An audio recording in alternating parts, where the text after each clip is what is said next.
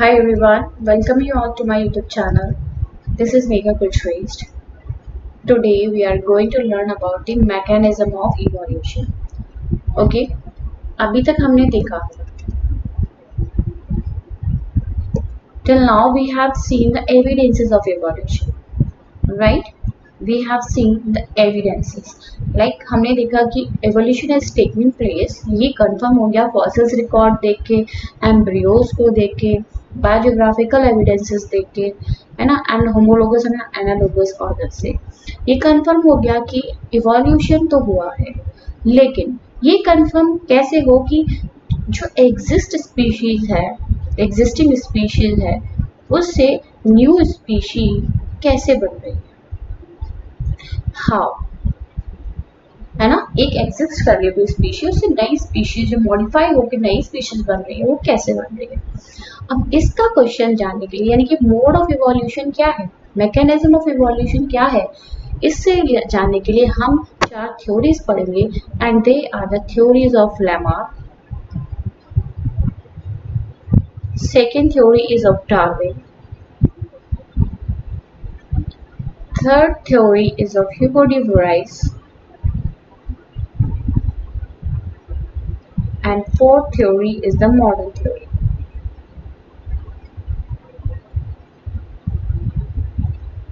Lamarck ने दिया है inheritance of acquired characters. Darwin ने दिया natural selection theory, theory of natural selection. Then आपके ह्यूगो डी वराइस ने दी है mutation theory.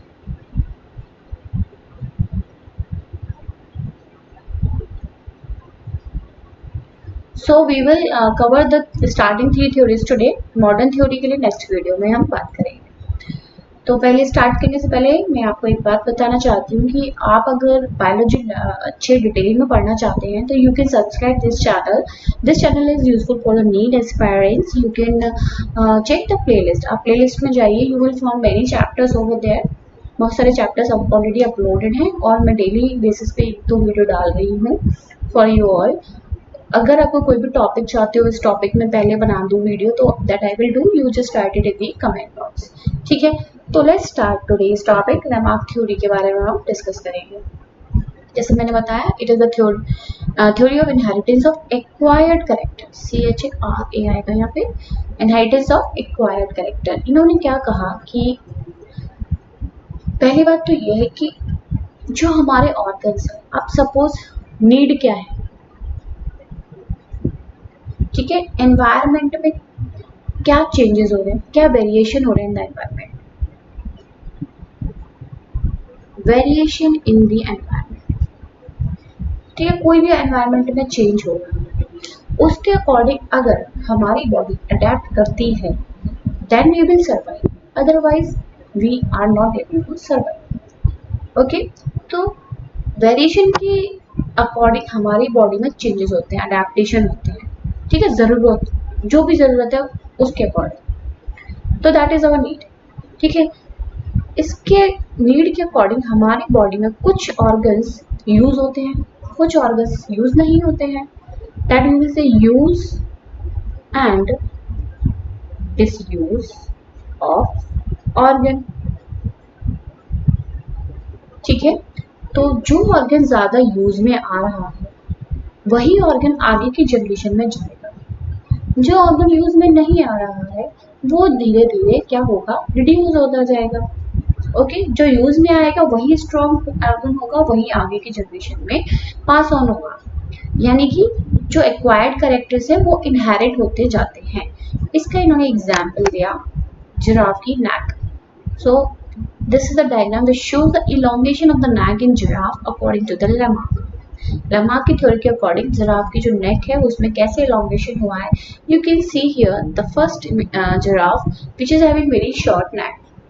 Now in the next generation, the second generation, you will found that the neck is little bit elongated.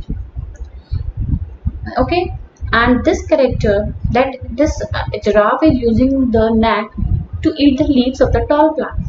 Okay, earlier it was grazing the grasses, grass को graze कर रहा है, पर जैसे जैसे सपोज ग्रासेस कम पड़ रही है तो उसको ऊपर की पत्तियां खानी पड़ रही है, तो हाँ उसके लिए उसको अपनी नेक को स्ट्रेच करना पड़ रहा है। सो बिकॉज ऑफ दैट उसकी जो नेक है स्ट्रेच होती गई है, और that character is passing in the next generation, right. So finally now this first second third fourth fifth giraffe में आप देख सकते हो कि कैसे ये जो है नेक का इलॉन्गेशन हो गया है।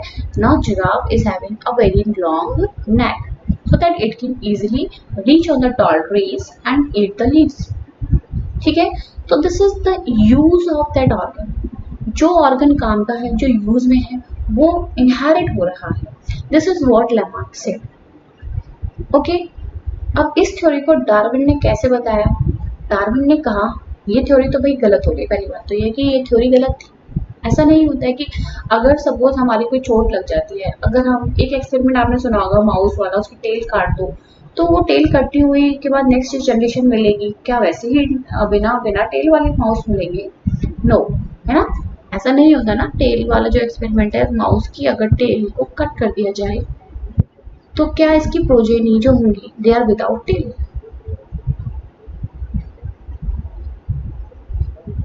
नो, ऐसा तो नहीं हो रहा है, यानी कि ये थ्योरी कहीं ना कहीं गलत है।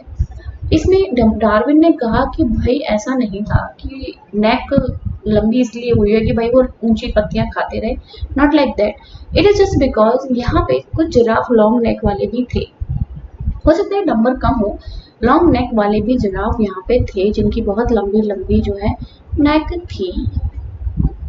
बट क्या हुआ, अब शॉर्ट नेक वाली के लिए रह गया खाना कम, food shortage, but they can eat the tall leaves of the tall trees, so they have enough food to eat, तो ये जिंदा रहे, है ना। नेचर सेलेक्ट कर रहा है, अभी हम पढ़ेंगे नेचुरल सिलेक्शन वाली थ्योरी कि नेचर इज सिलेक्टिंग, तो नेचर सेलेक्ट कर रहा है। अब ये वाले जो जिराफ है शॉर्ट नेक वाले, तो ये हो गए डिस्ट्रॉय, मतलब they dead just because they are not having enough food, और ये वाले जो थे ये survived, they survived and they pass on this characteristic, this variation to the next generation, isn't it? दूसरी इन्होंने लमार्क की ही बात कर रहे हैं। लमार्क ने एक बात और कही कि जो स्नेक्स है, स्नेक्स का जो इवोल्यूशन हुआ है वो हुआ है लिजार्ड से, रेप्टिलियन से, जो लिजार्ड जैसी थी।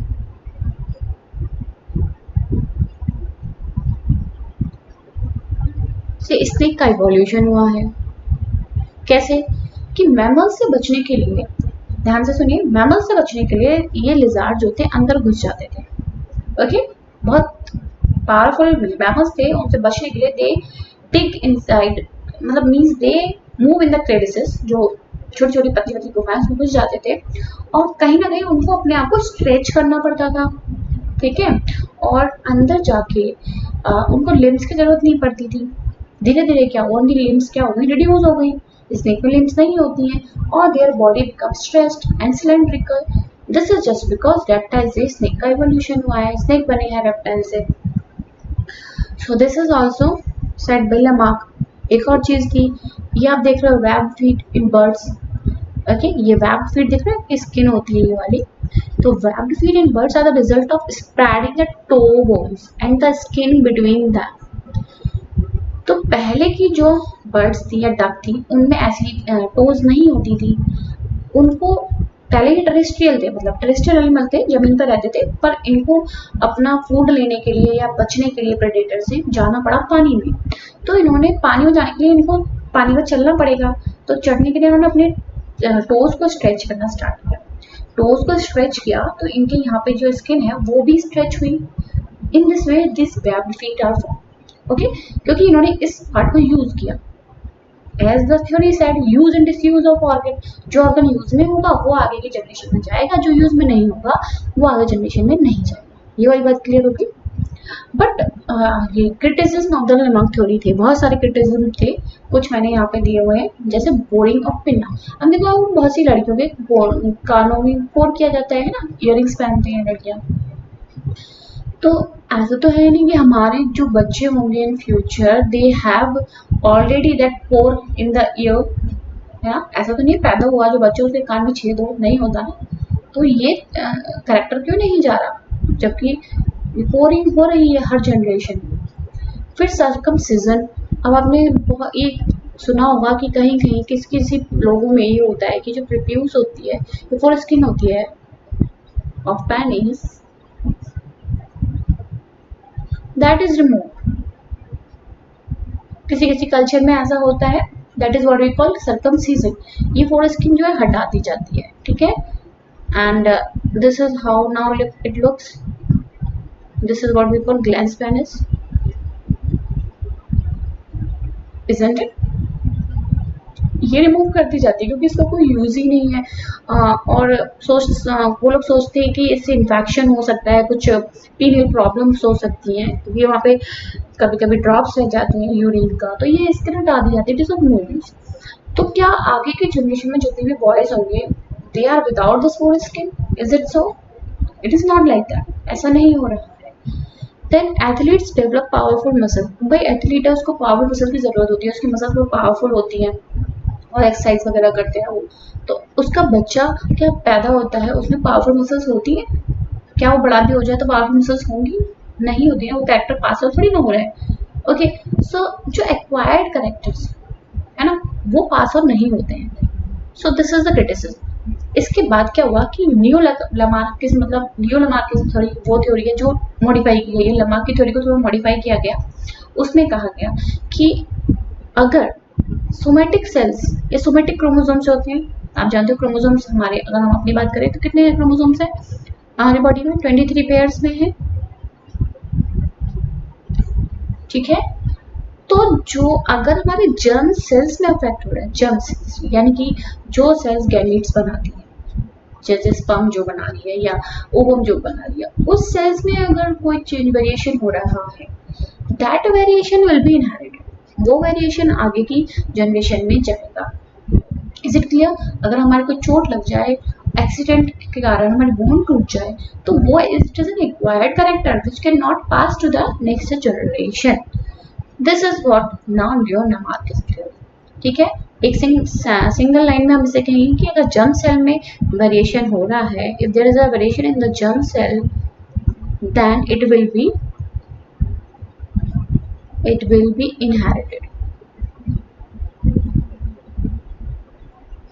inherited to the next generation. I hope this is clear. So neo-Lamarckian theory is the revival of the Lamarckian theory, modification किए गए उस theory में। तो this is what neo-Lamarckian theory। अब आई डार्विन की बात। डार्विन ने दी नेचुरल सिलेक्शन की थ्योरी। इन्होंने कहा कि भाई नेचर ही है जो सिलेक्ट करता है कौन आगे जाएगा कौन नहीं जाएगा। So theory of Lamarckism, theory of Darwinism. This theory is continuous and gradual.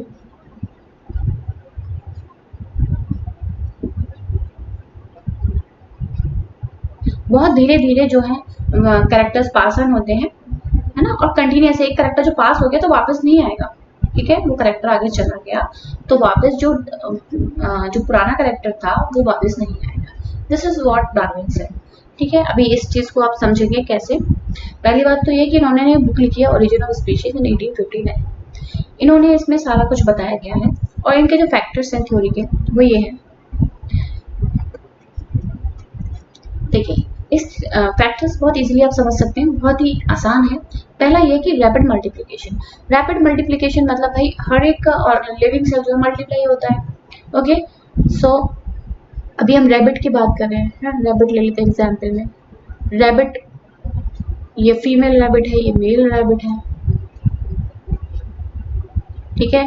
इनका फीमेल का हो गया एग, इसका हो गया स्पर्म, दे फ्यूजेस और नेक्स्ट जनरेशन बन गई F1 जनरेशन मान लो। इसमें इसके कितने बच्चे मान लो 1 2, ये सब रैबिट है 3 4, ठीक है, मल्टीप्लाई हो गए। ओके, ऐसे ही इन रैबिट के और बच्चे हुए, मल्टीप्लाई हो गए, बहुत सारे मतलब रैबिट्स की पॉपुलेशन हो गई। Is in clear? Now second thing is limited environmental resources. पहला तो ये हो गया मल्टीप्लाई हो गए, रिप्रोड्यूस हो गए। Second is limited environmental resources. अब एनवायरमेंट जो रिसोर्सेज है वो लिमिटेड है। भाई अर्थ के पास जो रिसोर्सेज है वो तो लिमिटेड ही है ना, खाने पीने का सामान, रहने की जगह, वो तो लिमिटेड ही है ना, वो तो बढ़ नहीं रही है, अर्थ कोई इंक्रीज नहीं हो रही है साइज में। सो लिमिटेड एनवायरमेंटल रिसोर्सेज है। थर्ड थिंग क्या होगी, स्ट्रगल फॉर द एग्जिस्टेंस। अब रहने के लिए, इस अर्थ पर रहने के लिए क्या होगा, स्ट्रगल होगा। ठीक है, कुछ रैबिट है जो they are very good runner. Suppose ये जो रैबिट है नंबर 2 वाला, this rabbit is a very good runner, तो this rabbit can escape from predator. Predator से ये बच सकता है, ये बहुत तेज भागता है तो बच सकता है। ओके, अपने रहने के लिए कैसे रहेगा, ये अपने आप को बचाने के लिए भागने की इसमें पावर है, इसमें कुछ वेरिएशन है अलग, जिससे भाग सकता है। तो क्या होगा, यही वाला रैबिट जो है, इसके अंदर जो जीन्स है, जो भी वेरिएशन है इसके अंदर, that is a useful variation ना, पॉजिटिव वेरिएशन है, यूजफुल है, तो ये वाला आगे के प्रोजेनियस में जाएगा। अब ये जो रैबिट है, ये वाले प्रेडेटर इनको खा जाएंगे, ये इनकी पॉपुलेशन खत्म हो जाएगी धीरे धीरे। Isn't it getting my point? तो स्ट्रगल फॉर एग्जिस्टेंस समझ में आया, रहने के लिए, एग्जिस्ट करने के लिए वो स्ट्रगल कर रहे हैं। फिर कुछ सब में वेरिएशन होते हैं, कोई भी दो इंडिविजुअल सेम नहीं होते, भाई बहन भी सिमिलर नहीं होते, कुछ ना कुछ वेरिएशन होते हैं। अब नेचर क्या करता है, जो यूजफुल वेरिएशन है उनको सिलेक्ट कर लेते हैं। ठीक है, अब ये रैबिट जो भाग नहीं पा रहा था, ये तो हो गया खत्म, ये पकड़ में आ गया प्रेडेटर के, तो ये हो गया डिस्ट्रॉय, ये पॉपुलेशन धीरे धीरे कम हो गई। अब जो रनर है, गुड रनर है, जो भाग रहा है अच्छे से, ना वो बचा पा रहा है, वो एक यूजफुल वेरिएशन है उसके अंदर, वही जो है नेचर उसे सिलेक्ट कर लेगा, नेचर उसको सिलेक्ट कर लेगा, और यही इनहेरिट हो जाएंगे, इनहेरिटेंस ऑफ यूजफुल वेरिएशन। ठीक है, तो यही कैरेक्टर जो है पास ऑन हो जाएगा in the next generation, in the next progeny. अब इस प्रोजेनी के फिर से रैबिट बनेंगे, है ना, इस रैबिट से और रैबिट बनेंगे, समझ में आ रही बात?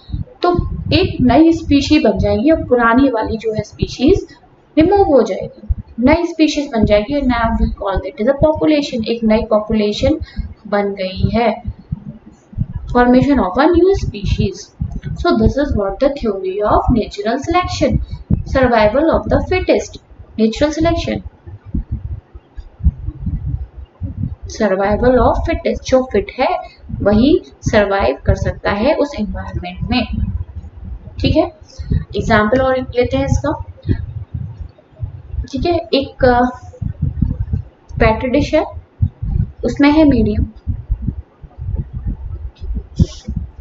ठीक है, यहाँ पे है बैक्टीरियाज,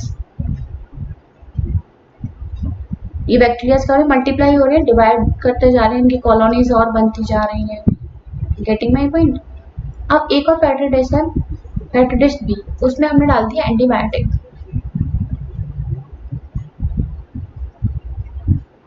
ठीक है। अब इसमें जो बैक्टीरियाज हैं,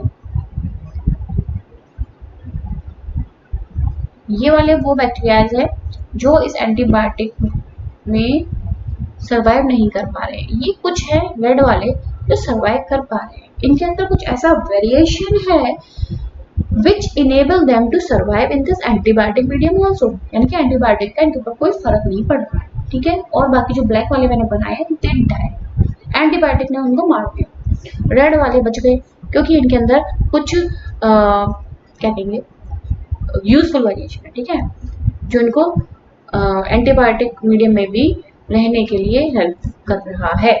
अब ये बैक्टीरिया ही तो आगे जाएंगे, यही बैक्टीरिया अपनी पॉपुलेशन बढ़ाएंगे, सर्वाइवल ऑफ द फिटेस्ट, ये फिट है तो ये आगे सर्वाइव कर जाएंगे। Is it clear? नेचर ने इनको सेलेक्ट कर लिया। Is it clear? Then another example is the moth, ठीक है, मोथ का एग्जांपल है, आई थिंक तो इंग्लैंड में है ये केस, इंग्लैंड का केस था, I am not very sure about it, एक बार चेक कर लीजिए।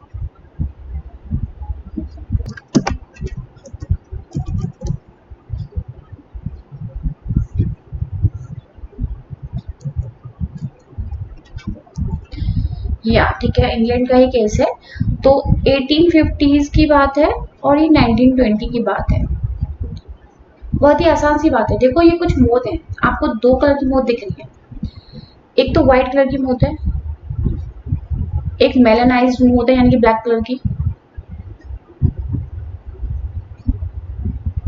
राइट। तो इंडस्ट्रियलाइजेशन से पहले जो बार्क होती थी ट्री की वो लाइट कलर की होती थी, लाइट बार्क। अब एक और चीज इंपॉर्टेंट यहाँ पे ये है कि लाइकन जो है वही ग्रो करती है जब पॉल्यूशन नहीं होता है, ठीक है। लाइकन अगर पॉल्यूशन होगा तो लाइकन ग्रो नहीं करेंगी। तो इंडस्ट्रियलाइजेशन से पहले बिल्कुल पॉल्यूशन नहीं था, साफ सुथरा एनवायरनमेंट था, लाइकन ग्रो कर रही है, व्हाइट कलर की है ना बार्क पे, पेड़ की बार्क आपको दिख रही है, सब बार्क है, इस पे आपको लाइकन दिख रही है। अब इसमें जो है लाइट कलर की मोथ आप खुद ही, हमें भी नहीं दिख रही है, देखो ये भी यहाँ पे की मोथ है, this is the moth, right. These moths are not at all visible. तो प्रेडेटर के लिए विजिबल कौन सी है, दिस ब्लैक वन। प्रेडेटर जो आते थे, predator they will eat which moth, dark colour moth, ठीक है। तो डार्क कलर मोथ की वो खा लेते थे। तो क्या हुआ, पॉपुलेशन किसकी ज्यादा होगी इस टाइम पे, व्हाइट कलर मोथ की पॉपुलेशन ज्यादा है। White colour moth are more, ठीक है। ये वाली बात हो गई 1850s की, before industrialisation. This is after industrialisation.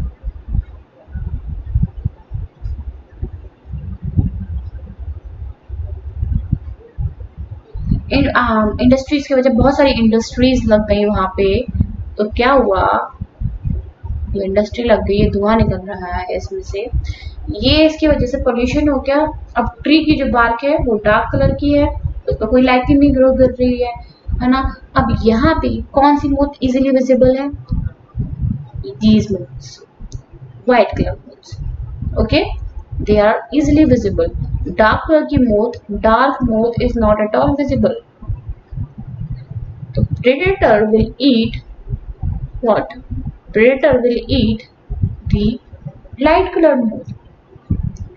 तो यहाँ पे white color moth ज्यादा है, यहाँ पे black color moth ज्यादा है।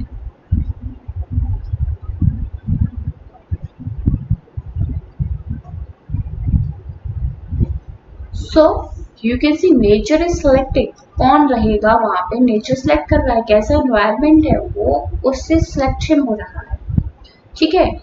तो these are some of the example of the Darwin's theory of natural selection. ये है artificial selection which is done by humans.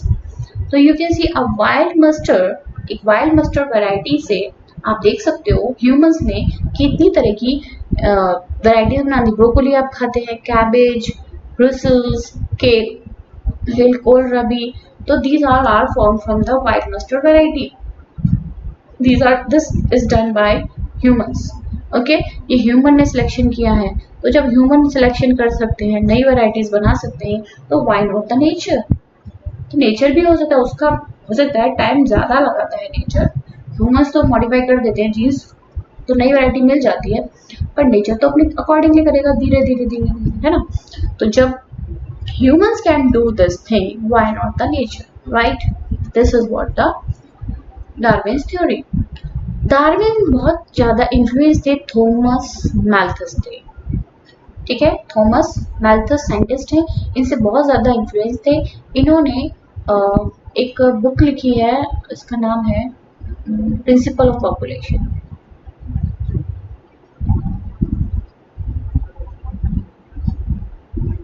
तो उसमें इन्होंने कुछ पोस्टुलेट्स दिए थे। तो some of the postulates which are influence the Darwin, कुछ पोस्टुलेट्स से जो है डार्विन बहुत ज्यादा इन्फ्लुएंस हुए। ये थे कि species has unlimited reproductive potential, ठीक है। अब आपने देखा होगा फ्लाई, कितनी सारी फ्लाई पैदा कर सकती है, कितने सारे अंडे दे सकती है बार में, इतनी रिप्रोडक्टिव पोटेंशियल है उनके अंदर, बट नंबर उनका कांस्टेंट रहता है। अगर वो इसी तरीके से रिप्रोड्यूस करती रहेंगी, सारी फ्लाई जिंदा रहे, तो भाई पूरी दुनिया में फ्लाई फ्लाई नजर आएंगी, बट नॉट लाइक दैट, उनका नंबर कांस्टेंट रहता है, ठीक है। अब कभी कभी सीजनल वेरिएशन डिपेंड करते हैं। आपने देखा कुछ कीड़े जो होते हैं, कुछ जो सीजनल वेरिएशन, जैसे बारिश आती है तो बहुत सारे हेलीकॉप्टर टाइप के जो पंख वाले दिख जाते हैं आपको, है ना, उनका उस टाइम पे ज्यादा पॉपुलेशन हो जाती है, लेकिन धीरे धीरे फिर वो खत्म हो जाती है ना। ऐसा तो नहीं है वो हमेशा तुम्हें दिखते रहे।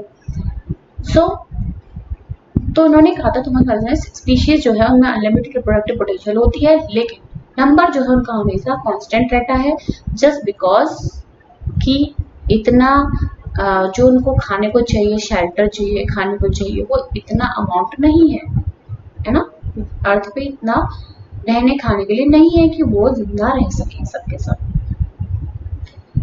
राइट। तो this is what the Darwin's theory. ठीक है, डार्विन्स थ्योरी क्लियर हो गई।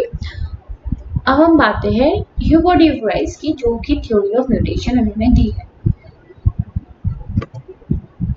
ह्यूगो डी व्राइस ने कहा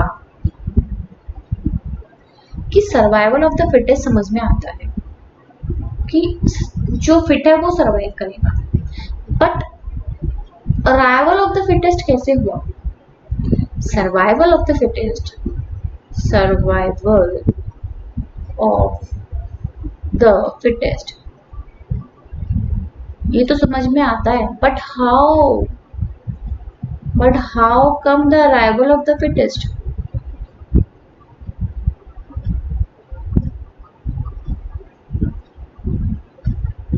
तो वो फिट जो है वो आया कैसे? सरवाइव तो करता है जो फिट है, लेकिन उसमें ऐसा क्या हो गया कि वो अराइव हो गया, वो कैसे बन गया?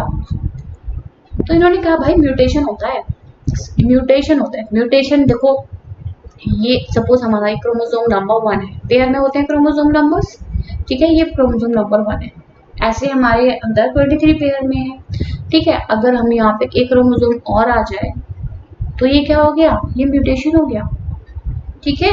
Addition of the chromosome is a mutation.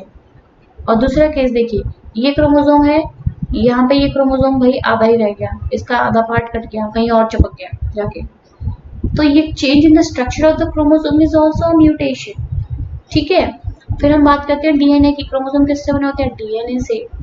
ये डीएनए किससे बना है? यहाँ पे जीन्स होती है, A T G C sequence है, ए टी व्हाटएवर।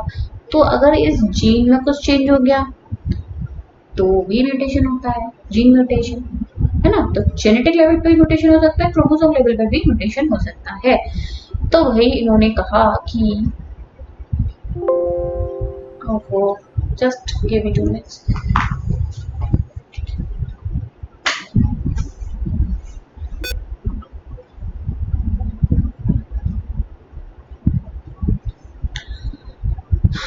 तो इन्होंने कहा कि म्यूटेशन होता है जिसकी वजह से एक नई स्पीशीज बन जाती है।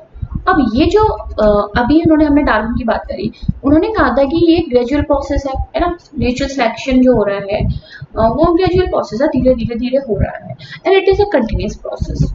अब इन्होंने कहा कि म्यूटेशन जो है it is a discontinuous process. Mutation is a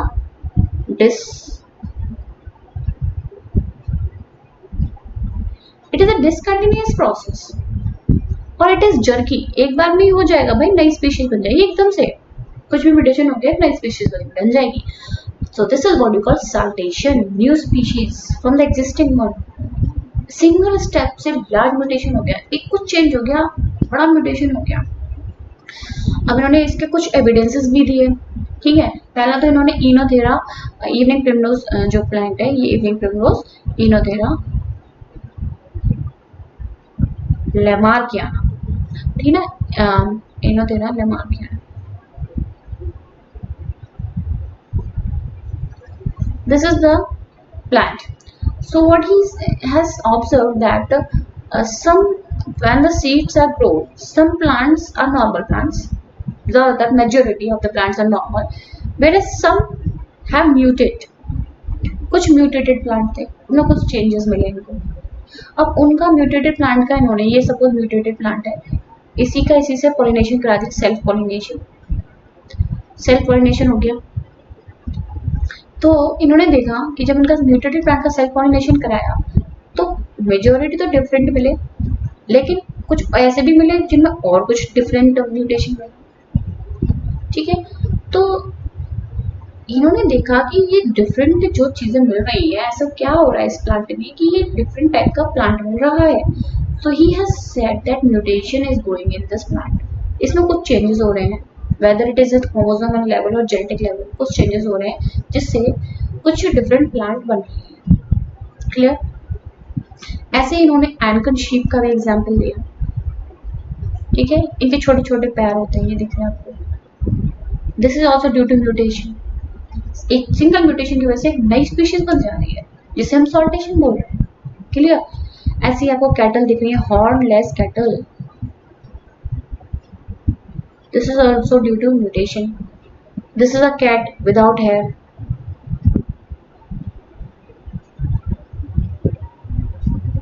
cat without hair, this is also due to mutation. ठीक है, यहाँ पे आप देख सकते हो एल्बिनो टाइगर, व्हाइट कलर का है। ये सब म्यूटेशन की वजह से हो रहे हैं। क्लियर? तो ये वाली बात कही इन्होंने ह्यूगो ब्राइस ने कि डार्विन ने जो कहा था कि फिटेस्ट सर्वाइव करता है, लेकिन नया जो स्पीशीज बन रही है एग्जिस्टिंग स्पीशीज से वो कैसे बन रही है, ये वाली बात कह दी किसने? ह्यूगो ब्राइस ने, कि नई स्पीशीज जो है म्यूटेशन से बनती है। अब इसके भी कुछ क्रिटिसिज्म थे। भाई म्यूटेशन हमेशा तो होते नहीं है, बहुत ही रेयर होते हैं, और हमारा पूरा का पूरा डीएनए जो होता है, 2 मीटर लंबा जो डीएनए है उसमें 2% ही जीन है। अब इस जीन में अगर म्यूटेशन होगा, देखो जीन ही आरएनए बनाएगी, आरएनए से प्रोटीन बनेगी, अगर इस पार्ट में म्यूटेशन हो रहा है तो हो जाएगा आगे की जनरेशन में। अदरवाइज जंक डीएनए में कोई म्यूटेशन हो जाए तो उससे कोई फर्क नहीं पड़ेगा। ठीक है, पहली बात तो ये कि म्यूटेशन बहुत कम कम होता है ना, ऐसा तो नहीं कि एकदम से हर एक स्पीशीज में म्यूटेशन हो रहा हो, ऐसे तो भाई नए नए तरह के इंसान पैदा होते रहेंगे, ऐसा तो नहीं होता है ना।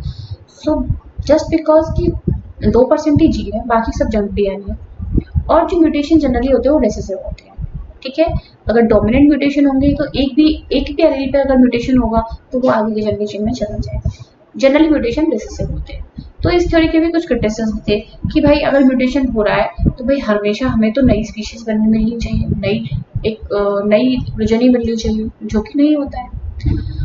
तो इन सब के आंसर अब हमें नेक्स्ट थ्योरी में मिलेंगे, जो कि मॉडर्न कंसेप्ट ऑफ इवोल्यूशन है, उसमें हम डिस्कस करेंगे। ठीक है, कुछ और पॉइंट जो एनसीईआरटी में दिए हैं।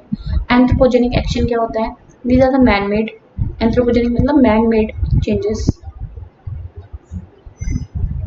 ठीक है, मैन मेड अगर हम क्या करें, जैसे पेस्टिसाइड डालते हैं, इंसेक्टिसाइड डालते हैं, तो कुछ ऐसे इंसेक्ट बन गए हैं जिनको कोई फर्क ही नहीं पड़ता है इंसेक्टिसाइड्स का, राइट? कितना भी इंसेक्टिसाइड डालो वो नहीं मरेंगे, जस्ट बिकॉज उनमें वो वेरिएशन आ चुकी है, अब वो रेजिस्टेंट हो चुकी है, उन पे अब उसका कोई फर्क नहीं पड़ रहा है।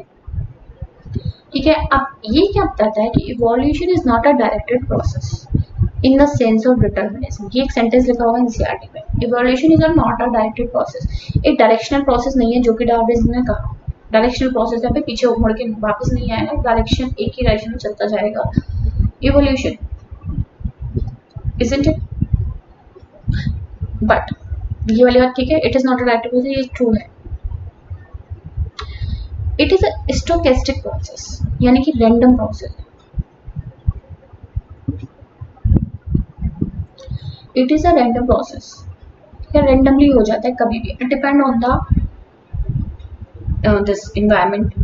ठीक है, अगर बहुत ज्यादा गर्मी है तो कुछ ऐसे बैक्टीरियाज उस गर्म वाले इन्वायरमेंट पर रह सकते हैं, तो वो तो जिंदा रहेंगे, वो आगे अपनी जनरेशन बढ़ाएंगे, और जो नहीं रह पाएंगे दे विल गेट डेड। वही वाली बात होगी, सर्वाइवल ऑफ द फिटेस्ट। ठीक है, based on the chance event in the nature. पहली बात तो ये कि नेचर में कौन सा इवेंट हो रहा है। ठीक है, टेम्परेचर ज्यादा है, पानी ज्यादा है, क्या ज्यादा है, डिपेंड करता है कौन से में कौन सी अडेप्टेशन है, उस टाइम पे कौन सा वेरिएशन है। वो यूजफुल वेरिएशन अगर है तो that will move to the next generation, otherwise that organism get die. And also chance mutation in the organism. ठीक है, सो एक रैंडम प्रोसेस है, जो एवोल्यूशन एक रैंडम प्रोसेस है which is based on chance events in nature and chance mutation in organism. ठीक है, chance mutation, by chance कोई म्यूटेशन हो गया ऑर्गेनिज्म में, तो अगर वो पॉजिटिव है तो वो आगे चला जाएगा। अगर वो पॉजिटिव नहीं है, नेगेटिव है, अगर डिजीज वाला म्यूटेशन हो गया ना, सिकल सेल एनीमिया हो गया, हीमोफीलिया हो गया, तो वो आगे की जनरेशन में नहीं जाता, क्योंकि वो ऑर्गेनिज्म ही उस डिजीज से पैदा हुआ है, तो वो कैसे आगे की जनरेशन में रहेगा, वो खुद ही मर जाएगा कुछ टाइम बाद, है ना। ऐसे मसल डिस्ट्रॉफी हुआ, ये सब जो है म्यूटेशन है, जो नेगेटिव म्यूटेशन है, they will not pass on. Clear? So this is what all about this topic. Next video में हम modern concept of evolution discuss करेंगे। Okay, so thank you for watching this video. Please subscribe my channel and hit the bell icon.